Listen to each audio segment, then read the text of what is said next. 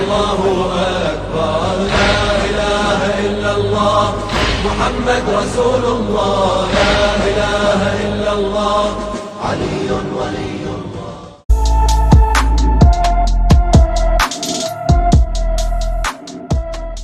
This is why you see that from 12 imams, you find the first imam establishes justice.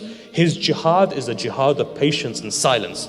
The second imam's jihad is what? Diplomacy in the way that he deals with Muawiyah. The third imam's jihad is that he sacrifices his life. But you find from the fourth imam is the revival and the preservation of the message of Sayyid al-Shuhada. From the fifth imam to the ninth imam, you find an intellectual jihad.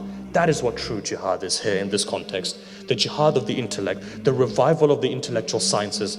From the fifth imam to the ninth imam, you have an intellectual jihad. Essentially, when the Western world thinks of a jihad, it thinks of fighting. No, when we teach our children what jihad is what? Jihad is a struggle, and the struggle starts within yourself. The minor jihad is fighting. You see, that's not our jihad. Our jihad is the intellectual jihad. Our jihad is the jihad of selflessness.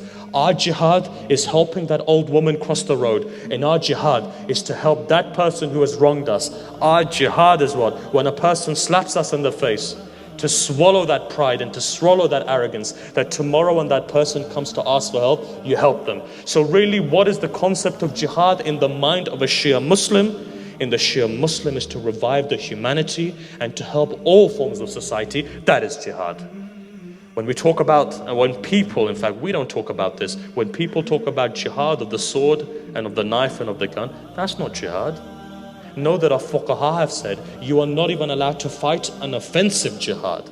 That's what our fuqaha said. You can't attack someone. You can only defend yourself.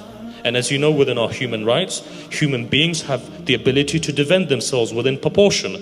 You've been given that ability by Islam. The West gives you that ability as well to defend yourself. But we as Muslims, we are not allowed to fight an offensive war.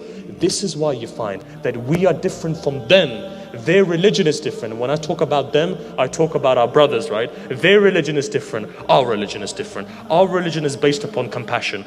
Our religion is based upon Sayyid al-Shuhada. When Sayyid al-Shuhada comes to Karbala, he doesn't start fighting first. He says to Abu al-Fadl al-Abbas, he says, go and ask them. Let's have dialogue. Let's solve these problems.